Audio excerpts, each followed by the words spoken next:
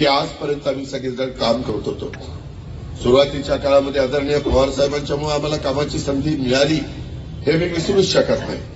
परंतु नंतरच्या काळामध्ये मला हे वाटायला लागलं की देशाचे पंतप्रधान नरेंद्र मोदी साहेब काम करतात, देशाला पुढे घेऊन चालले, जगामध्ये आपलं एक वेगळं स्थान निर्माण केलेलं आहे, वेगवेगळ्या योजना देत आहे. आणि असं असताना विकासाच्या करता ही माझा पक्ष, माझी भूमिका, मी माझं शाहू फुले आंबेडकरांची विचारधारा ही आम्ही राष्ट्रवादीने सोडलेली नाही, कालही नव्हती, आजही नाही, उद्याही आम्ही सोडणार नाही. पण विकासाच्या बाबतीमध्ये एक एक दिवस महत्वाचा असतो.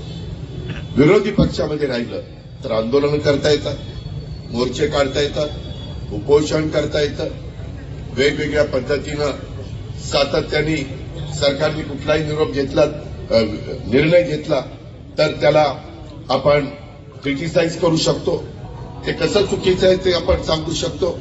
अशा बऱ्याच गोष्टी करता येतात. परंतु त्याच्यात 5 वर्ष निघून जातात ना. आज मी मागही सरकारमध्ये होतो, आताही सरकारमध्ये, दिलीपरावांना विचारा सरकारमध्ये असताना माझ्या खेड राजगुरुनगर